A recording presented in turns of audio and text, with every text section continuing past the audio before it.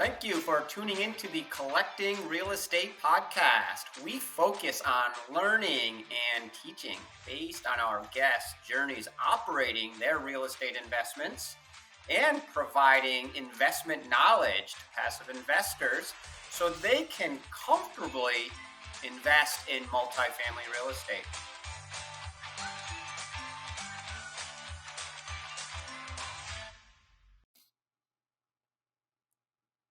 Thanks everyone for showing up for the Collecting Real Estate podcast. We always appreciate your attendance here. We've got a great guest. His name is Andres Bernal, and he is from Connecticut. Andres, great to have you this morning. Tell us a little bit about your real estate background. Yeah. Thank you for the invite. I'm so excited to be here. So my real estate background comes with, you know, uh, frustrated renter, I would say. And, I became a landlord, sort of like accidentally because I didn't want to rent anymore. I want my own house. I want to pay my own walls and all that. So it's been a really exciting journey from accidentally landlord to own a good amount of doors in the portfolio. Yeah. It's funny. Accidental landlord. We've heard that many times, and so many people that we talk to and so many people that have been on this podcast, that's how they got started. And then they go from single family accidental landlords, and then some expand into large multifamily. But I'm very interested to see where you are. But also, I hear you wanted to paint your own walls, and that triggered for me being a property manager for many years. And in the early days, I would just say, yeah, sure, no big deal. You can paint the walls, you can do this and that. And the first 5 years of my career were very interesting because I didn't have any rules, any systems. And that's when you start creating policies and attached to very good reasons why you have to have specific guidelines for our tenants. Because when you tell them you can paint your own walls, boy, does that turn interesting. I have a few stories about that, but before, I made the mistake like a lot of landlords because newer landlords just want to accommodate a lot of tenants, and what happens is that you start accommodating, but then you realize that was not the smartest decision. So one of the things that I used to do is like, yeah, paint it, whatever, and then when I go to the apartment because there was a turnaround, I realized that wall was like red, like blue, like sky blue, and like I'm like, this is not good. So, I right now one of the rules that I do is the call. If you want to paint your walls, that's totally fine. But there's two rules. Number one, it has to be a neutral color. It has to be like a gray, something neutral that pretty much 90% of people will like, right? And then number two is that you have to paint it back to the original color that I painted. And not only, and as a side note, not only that, I also tell them to you better paint it good because we hire professional contractors. So, if I have to come to touch up or paint or repair, that's going to come out of the security deposit, unfortunately. So, yeah, I'm very strict with that now. But Bill, before, like, it was just like a free for all. You just want to have a good, Yeah, and I'll leave it at this, and that it probably took me another 5 years before I started creating this handbook, I guess you can say, and it really got specific on what we allowed tenants to do. It ended up turning into mostly what they're not allowed to do because we started managing about 250 apartments as we built that portfolio, and we used one wall color, one ceiling color, one trim color. So we could, and a lot of it was based on quickness, not necessarily, the tenant rules was one thing, which we had to clean up. But when we're turning over any apartments and we have a high volume of turnovers at any specific time, it's really nice to go in there with those same colors and to be able to do things on short order instead of doing full paint jobs. Yeah. What are you buying right now? What does your portfolio look like? What are you concentrating on? Yeah, so I have 32 doors, and it's a combination of single families, two, three.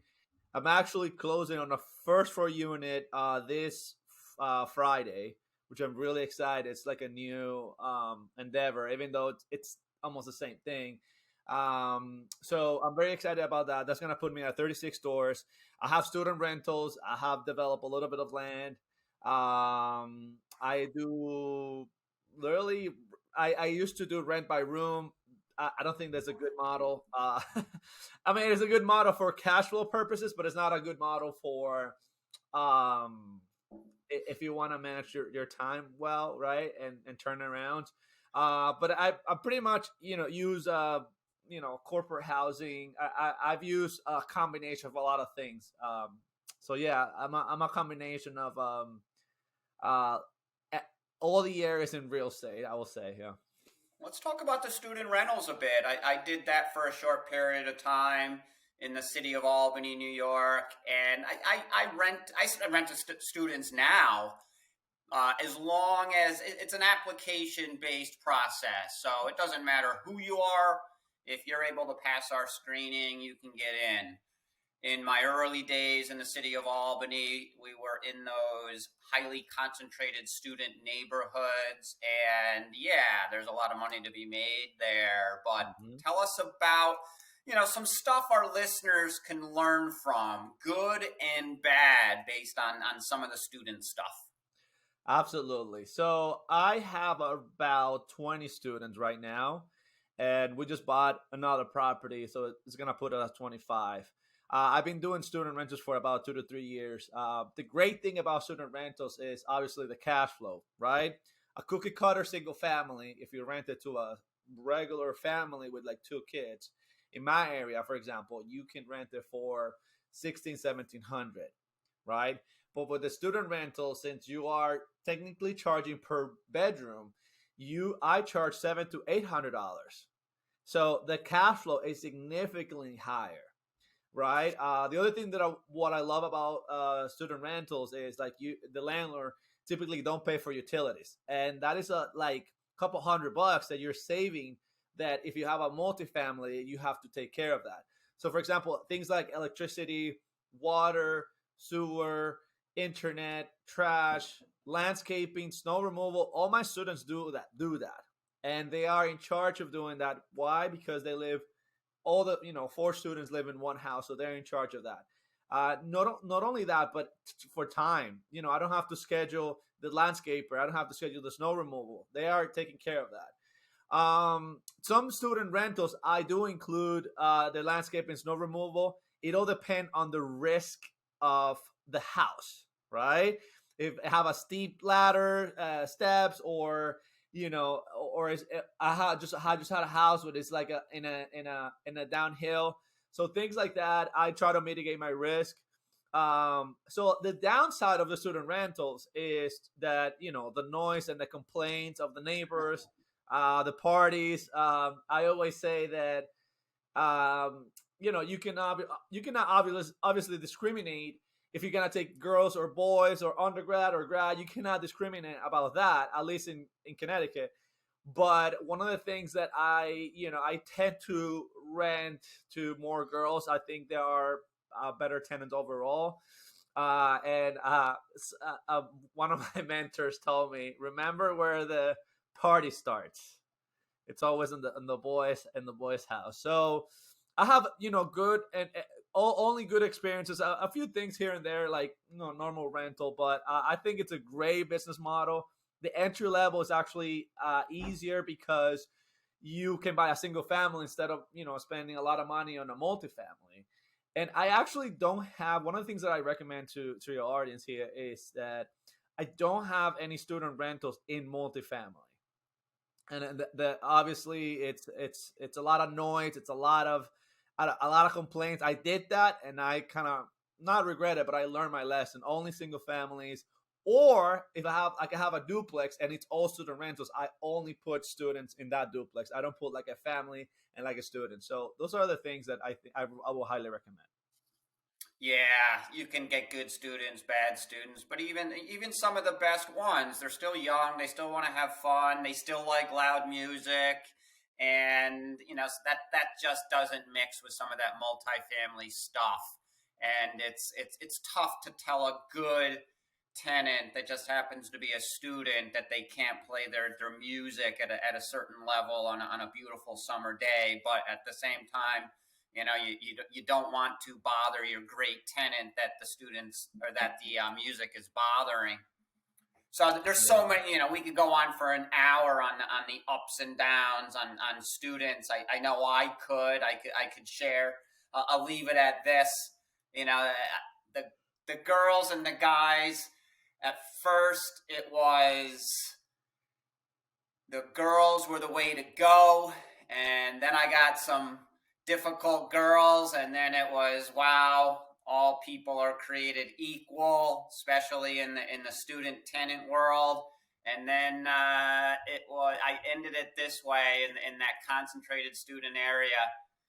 The girls did not have body hole or body size holes in the sheetrock walls like my guy students did. That's what really got me out of that Yeah. that student business. I, But I I think Bill, one of the things before we jump, I think one of the things that your audience can realize is like when you have a student rental and you cannot prevent a lot of things, right? But if you are strict, one of the things that I do, and this is the only thing that I do with a student rental versus like a regular renter, right? I personally go and I say, listen, uh, you have a loud music once, and the cops are calling you, you get one strike. The second strike, we're not renewing. The third strike, you have to leave. So things like that, again, you cannot prevent. But since I have had that rule and I look in their eyes and I say, listen, this is the rules, then they respect that. And also, as a side note, you can also get I realized that the athletes, there are girls, are actually less prone to party than the regular student, because they have to focus more on their sport. Typically they have maybe a little bit more discipline. So I think athletes are also the way to go. I actually enjoy and like to rent to athletes just because my background. But yeah, absolutely. yeah, I agree. My background as well, so I am partial to that.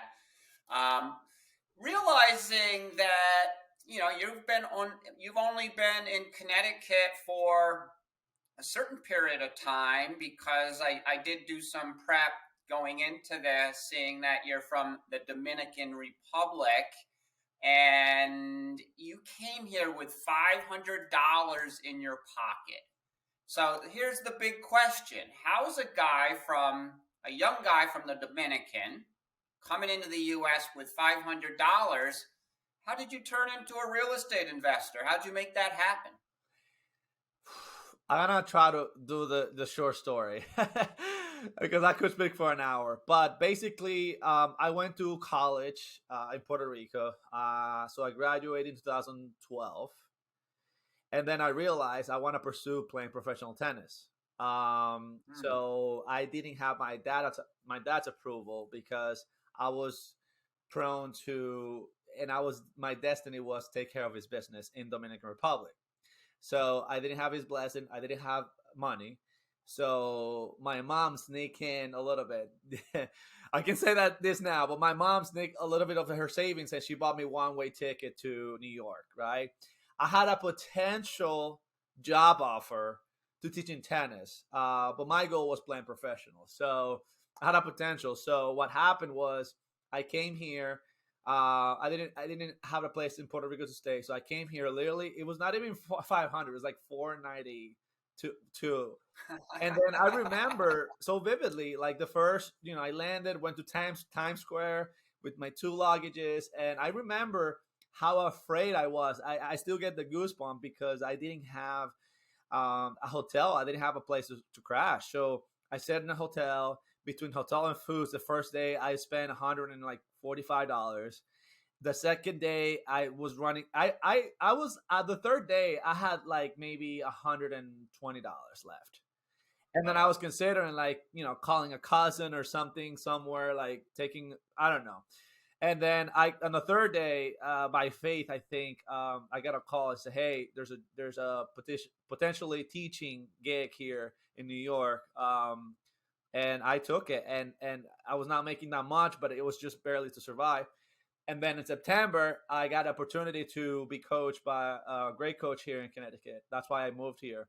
And he coached me. I played professional tennis for 2 years, and it was awesome. It was a great experience. Definitely hard. Wow. It's nice having that skill set. So you're down to $120, and then you landed that tennis job. So that's fantastic. So once you had that job, you're able to start accumulating a little bit of money. What got you interested in real estate? So so I played. So I came 2012, 12 September to Connecticut. 2 years later, I my landlord was selling the house. So I'm like, screw this. I'm gonna buy my own place, and I'm gonna start investing in real estate somehow. I don't have a lot of money. 2 years later, but I'm gonna figure it out. I'm gonna figure this out, right? And then so I bought my first condo 2 years later after I moved to Connecticut. And then after that, I was sober now one day that I'm like literally like Googling everywhere, like, hey, how can I retire early? I was like, this cannot be the American dream that everybody talks about, right? So I looked at and I, found stocks, businesses, and real estate, right? So I did a little bit of research. Real estate seems the best. And then I started buying. I bought a triplex. I house hacked it. I bought it with an FHA, like a lot of people start. And after that, I put my mindset that I want to scale. This is not, I don't want to have just this condo and then this triplex. I want to have more. But again, at that time, I was making like $60,000 a year. And you can, at that pace, you can maybe buy one property a year. But my mindset back then was like, I want to buy more. I just have to figure it out how. Yeah, yeah. One or two properties is great, but to make a living in real estate, you have to accumulate a portfolio to a certain degree. Different properties perform differently, but you jumped on the internet, started researching what to do to build a real estate portfolio, how to do it. Who was the person that you followed? What was the book? What was the general concept to give you confidence that you could do this going forward and scale? Yeah, I definitely, started. I found, so I did like a weekend seminar, and I spent a lot of money in that education. This is so embarrassing. I don't even know if I should talk about this, but I spent a lot of money on real estate education, quote unquote, right? And it barely served me for anything. And then I started researching, and I found like free resource from people that actually doing it is the best way to go. So obviously, Bigger Pockets has been around for a long, long time, and I started reading books. I started listening to podcasts, and like my mind just explode. And I think that's one of the Yeah. things that I highly recommend to people. Like, start by doing what is free first, and from reliable sources, because there's a lot of gurus, there's a lot of people out there that claim to like teach you real estate, and like, I'm gonna teach you how to wholesale, I'm gonna teach you how to buy your first rental. And these people do not own real estate, do not haven't had enough experience for you to learn about whatever you want to learn, flipping, wholesaling, whatever it is. So that's my best advice. Just learn from somebody that that actually is doing where you want to go. Yeah, so I started writing. I started literally reading every single book that I could.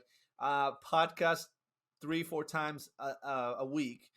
And then after that, I start going to meetups. Once I learn more, I start networking a little bit. Not only networking on the real estate side, but also you can network in your like W-2 job or 1099 job. Like if you are, for example, I don't know, like a plumber, or you are a doctor or a lawyer, whatever it is, you can, there's always people in the area that that your W-2 job is, that you can, that have built a lot of relationships. In fact, we have raised $500,000 from people that are not investing in real estate. There are like business owners, lawyers, attorneys.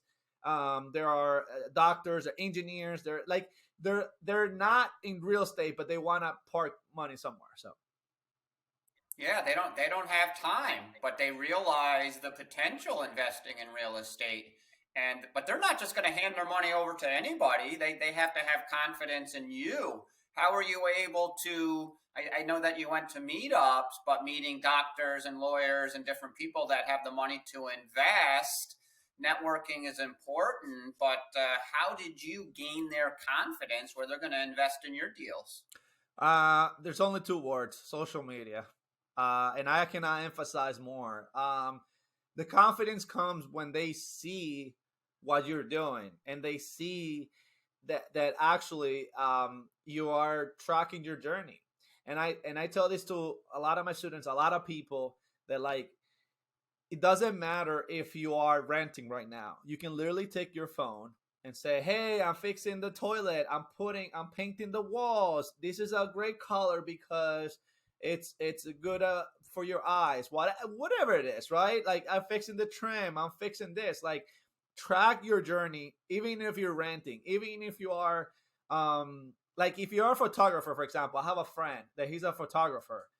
Shout out to Christian, and he is started as a side gig, just doing real estate. He's doing drone pictures.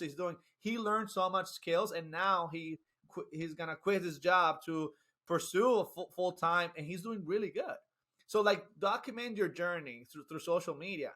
And I don't have business cards, Bill. Like, I have never done business cards. When somebody asks me what's my business card, you say, yeah, I can give you my Instagram or my Facebook. Everybody has either one of the two, right? Especially like older people tend to more for Facebook, younger people more for Instagram. I post in both. I have a YouTube channel. That's my business card, and that's how people trust in you, because you're not telling them, you're showing them, which is totally a different ball game.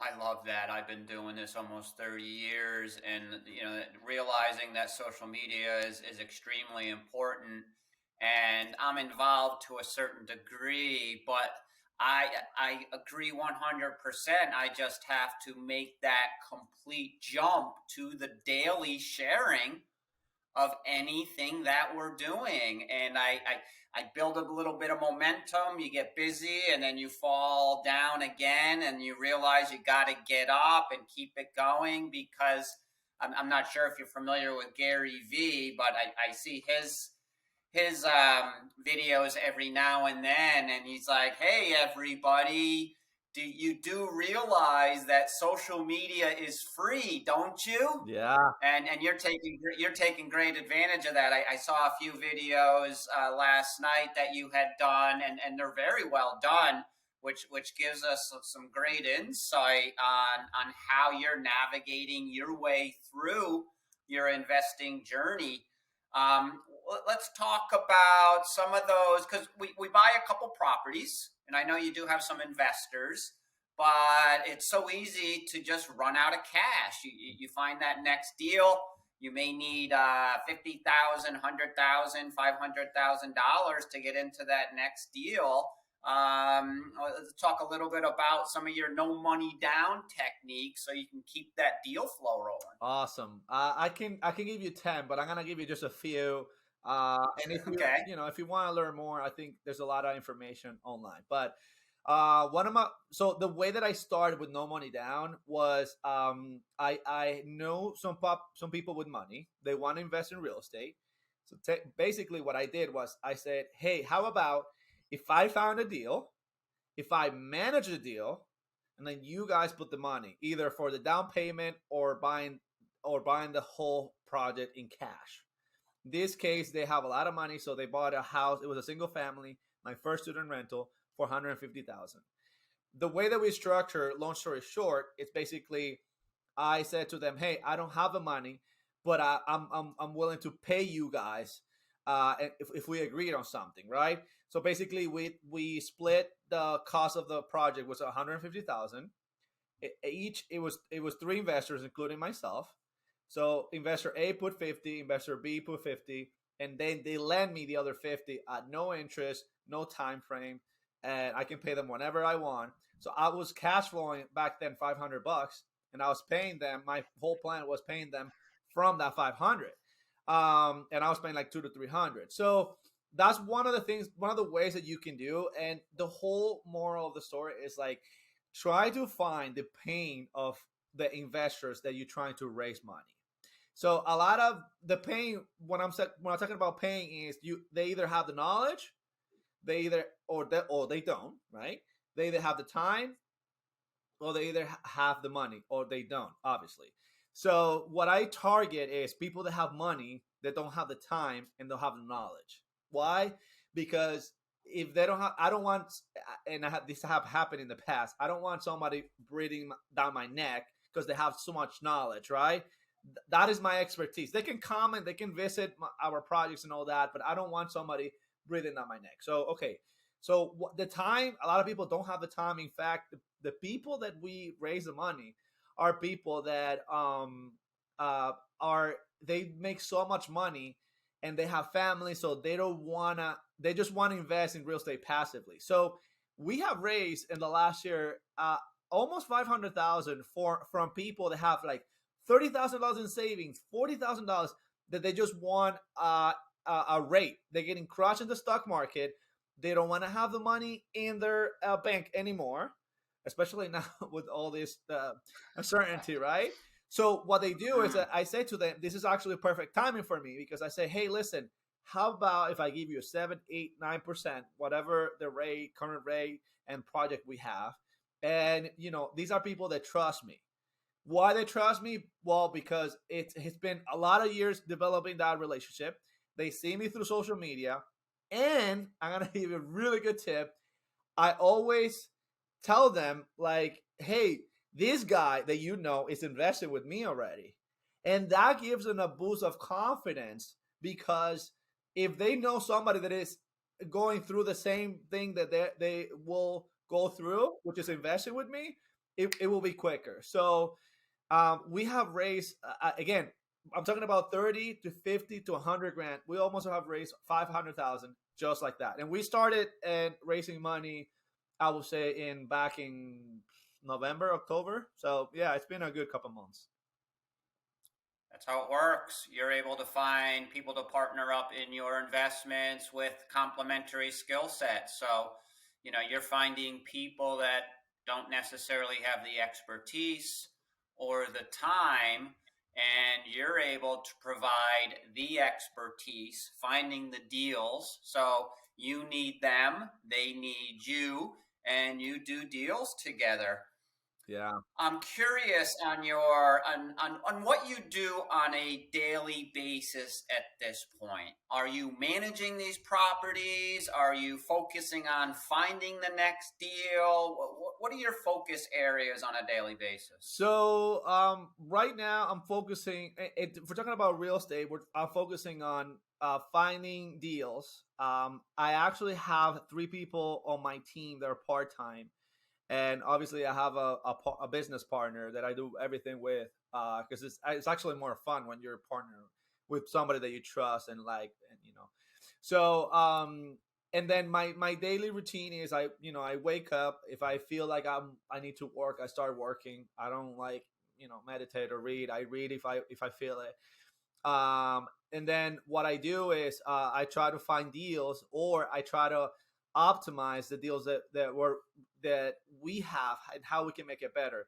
So on a management side, I spend maybe an hour a week, and I own 32 units. I manage 4 units for other investors as well, and basically like it's the management side. It's all set up. It took me a year to systemize everything, right? Some weeks I spent 2 or 3, which is not bad. But then I focus on how we gonna find more deals, how we gonna structure the deals, how we gonna analyze this market. Try to open my eyes to more possibilities within the range that I invested. Like, I have done some lands and all development, but like my area is just buy properties that need a lot of work. That is my bread and butter right now. Because there's a lot of things I can do with it. So yeah, I try to focus more on like finding a deal and how we gonna make this deal work. Yeah. No, there's a lot there. Finding that next deal, there's so many different ways to find that next deal. A lot of us say, well, you got to do all of the above because you never know how that next deal is going to come around. And you just mentioned that most of your properties, they're distressed. They need a lot of work. Who's managing that construction crew, or do you have in-house employees? Who's doing all that work for you? So we don't have like we have a general contractor. He's not on payroll. He just have a set of crews, and I think it's much better that way. But that's one of the areas that I really love about real estate is like the designing and the construction. I really really enjoy the tenant side, not so much. Between me and my partner, we partnered up with like, hey, can you swing by like once a week to this property to see how the project is going? We have right now 4 rehabs between one flip and all the units that we're turning around. And we trust the contractors a lot.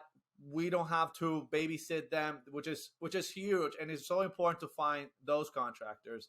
And we just like partnered up and no ego in our relationship, and we just say, hey, can you do this? Now my partner has some roles and I have some roles. For example, my partner is really good with the accounting and bookkeeping and all that. He's really good, and he's really good with like, requesting lines of credit and everything that is banking and numbers is really good at, right?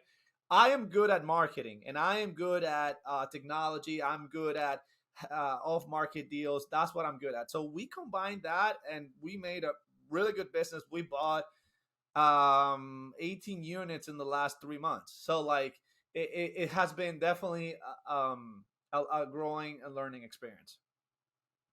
That brings to mind one thing that I heard you saying last night on a video. I found it very interesting because the way I explain it to a lot of people when you're looking for no money down deals or just looking to fund your deals in general, because we all have to get creative.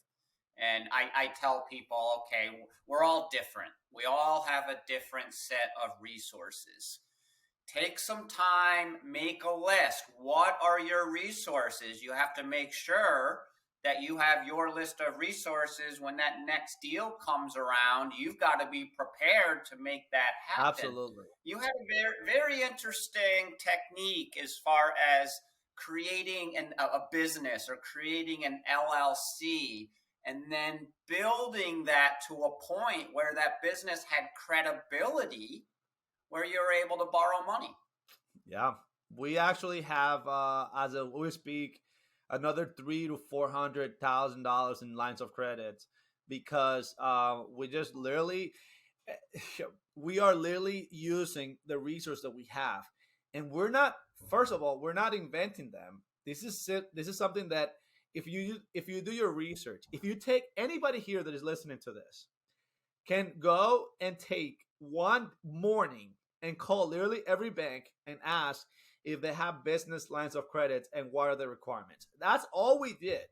And we found a lot of banks, obviously these lines of credits, the rate is high, but it's not high than like a typically hard money loan. It's actually better or the same. So the reason why we love lines of credit instead of hard money lenders is because on lines of credit you can literally access. There's no appraisal. It's money. It's like a credit card, right? You don't have to pay points. You don't have to go to underwriting process. It's literally, hey, I need the money, and in the afternoon, if it's in the morning, in the afternoon or next day, it's already there. So all the resources are there, and literally the banks right now want to lend you your money, and all you need is an LLC, some seasoning period, and they don't even ask for tax return, which is a little concerning to me. But if they're landing and we finding good deals where we can refinance later or we can sell, and right now we're buying deals that are like 20-30% off, on and off market. We're buying it at a deep discount, not because of the market, but because the relationship that we have built. Yeah. Everybody listening here, you're forced to get creative if you're going to be a professional investor building up that portfolio. The way I used to explain it was, I'm looking for any no money down deal as long as it fits my buying criteria with the location, where it's situated, has to be a good floor plan, amongst a few other things. But if we're able to go to a bank, get that first loan, and how are we going to fund the rest of that deal, the down payment, the closing costs, the work that you have to put in. However, we have to get that second mortgage and third mortgage, fourth mortgage, whatever that looks like. If your rents pay for all of that debt and the operating expenses and it fits your buying criteria, there's your deal. There's your no money down deal. That's what we're looking for here. This is the Collecting Real Estate Podcast. So we have a few questions to finish up this episode with you, Andres. Awesome. In 5 words or less, what's the most important thing you've learned since you've been collecting real estate? Persistence. I will say really hard work, lots of patience. maybe I did All more right. than that, but that That's okay. Yeah. That's okay. Persistence, hard work, and patience. Very, very valuable stuff there. Shifting away from business a bit, and I know that you are are you a professional tennis player, or are you So I actually play professional, but now I have my tennis academy here in Woodbridge. Awesome. Yeah. All right. Well, what are your 1 to 2 year personal goals? So I want to reach, as a company, me and my partner want to reach $20,000 in our business of cash flow this year. We are about, I would say, almost halfway there, and we want to. I'm gonna have a kid. My first son will be born in May, hopefully late April. So I'm gonna spend as much time as I can with my wife, taking care of my wife, taking care of my kid. I think that's priority for me right now at this point. And for like a 2-year goal, I want to get to 100 units. And that's, for some reason, that's just the number that appeals to me. Maybe I will change my mind halfway. Maybe I will get more. But right now, that's just a number that is, like, for me, when I started real estate, was wildly impossible to achieve. So 100 units is the goal for like a 2-year, maybe 3 years. No, very, very nice. You'll measure along the way, and we adjust our goals as we continue to measure. They're not set in stone. And when is your, May, you're going to have your first child. Yeah. So when does the tennis racket go into your child's hand? At what age? Definitely at least at 3. That's at 3 years old. Actually, they have done a lot of research with a lot of professional tennis players. And like, if you see Roger Federer, Rafa Nadal, Djokovic, they started when they were like 3 to 4. And there's no coincidence. And the reason why is because if you, let's say, typically when you start a sport is like 9 years old. If I have my kid that started at 3.5, by the time that they both have 9, my kid is going to have a wildly and more open understanding about technique and all that than a 9-year-old that just started. So it's a huge advantage. Not only that, but like the motor skills that tennis develops, like hand and eye coordination, explosiveness, like feet coordination, balance. It's so good. So 3 years old, 4 years old is what I highly recommend to people to start playing tennis. Love it, love it. That it's so funny. I've been in real estate basically my entire adult life from age 21 till now. But I was an athlete in high school, a little bit in What do you college, play? and I do some endurance stuff over the past 10, 15 years. And man, that's the stuff that really juices me up. I love to talk about this type of stuff with people who are operating at a certain level. How can we and the listeners assist you, and how do we contact you? Awesome. So I'm mostly on Instagram. My handle is Andres Bernal, like my name, but instead of an L at the end, it's a one. I'm on Facebook as well. I have my YouTube channel where I put long form content and short form content too. And that's pretty much it. That's my, like I said, my business cards. That's awesome. So it's funny. Before I started talking to you, I did some social media stuff yesterday, and I did it over the weekend when I was visiting some properties that I own down in Pinellas County, Tampa area of Florida. Realizing that I have to stay consistent with this. So after this episode, I have to go down to one of my properties, meet a buddy who's an expert in the IT business, talking about setting up cameras on a rehab project that we're handling. So I appreciate the discussion. I was going to be very intentional of doing some videos on that this morning to basically just say, hey, this is what we're working on today. I think it's good information that people might want to hear and learn from. But I'm gonna jump into your YouTube channel and see what you're doing on a daily basis because it's working great for you.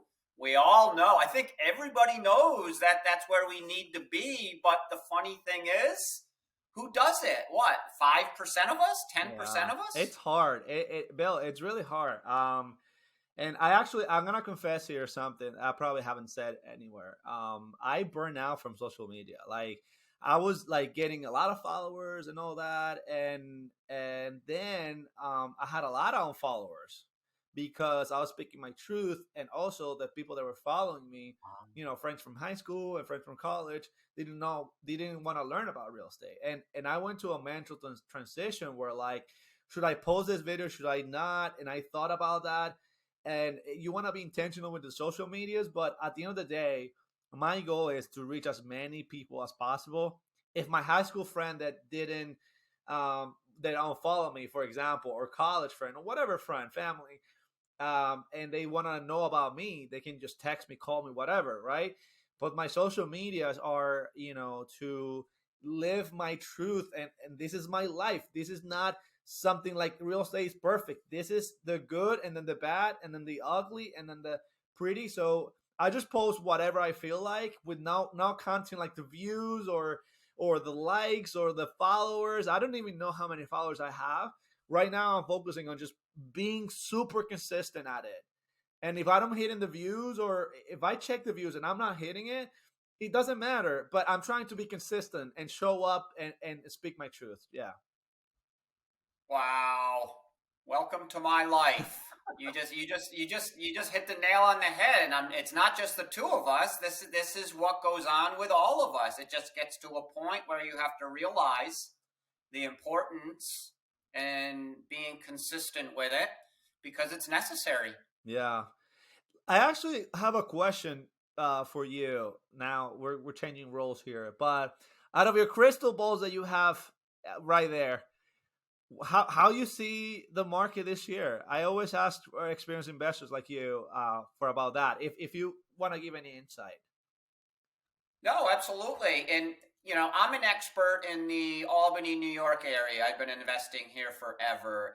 And what I learned from a younger investor just last week at a investor meetup that was interesting because he's a high volume real estate broker as well. And what we're seeing here, the larger multifamily side has slowed quite a bit.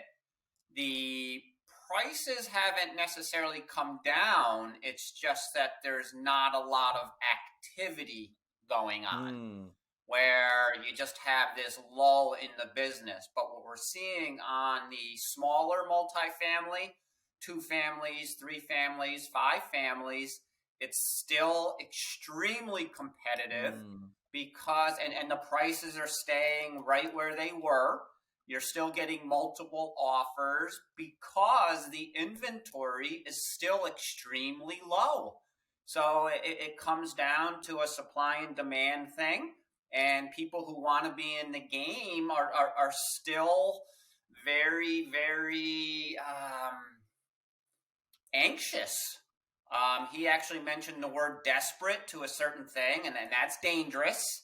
At this point of the market cycle, if you're new, don't get desperate and just get into anything, because there is some uncertainty here. We don't know exactly what's going to go on, because what I saw back in 2009, 2010, the people that were being overly aggressive at this part of the market cycle, they're the ones who are left holding the bag, and then the foreclosures come along. Down in the other market that I'm in Florida, that Tampa area, the demographics are just unbelievable, where you have that population growth and the job growth, and just that migration from all these other states into Florida.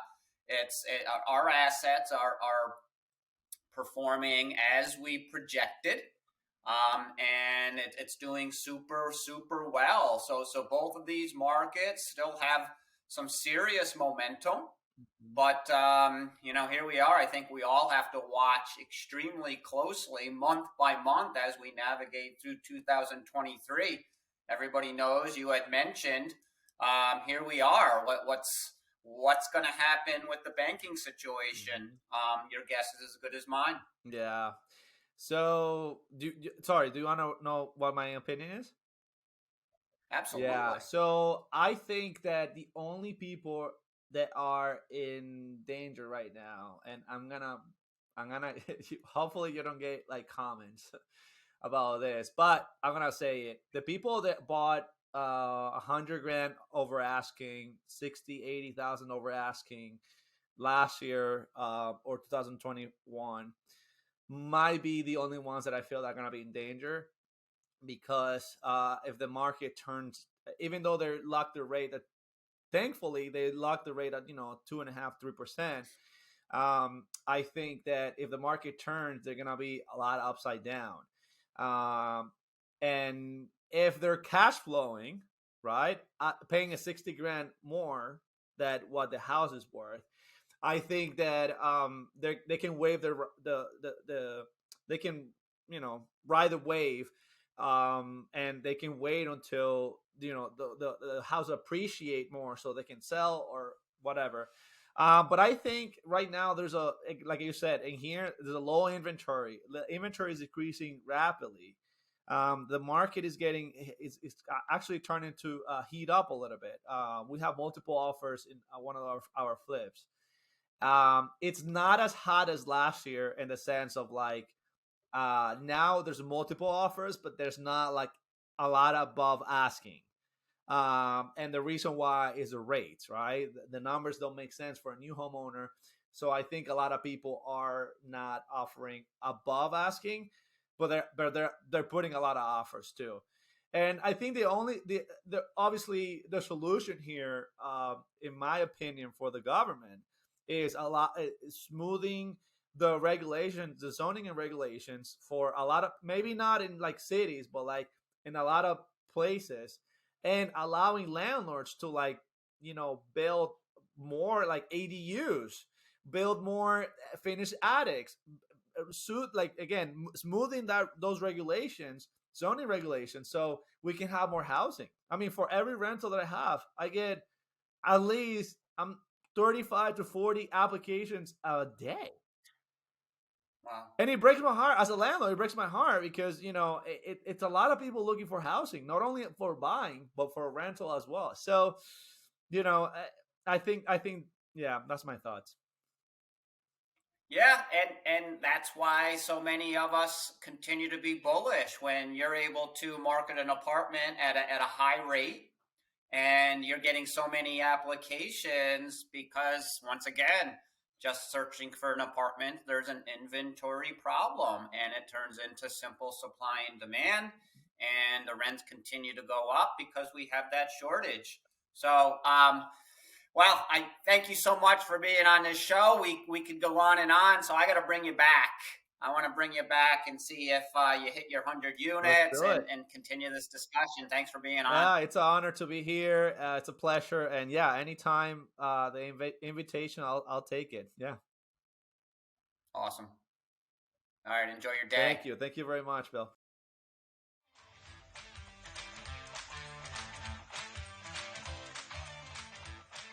Hey everyone, if you enjoyed this episode, please give us a review and 5-star rating. This would be very helpful to us. It allows us to build momentum in the podcast world.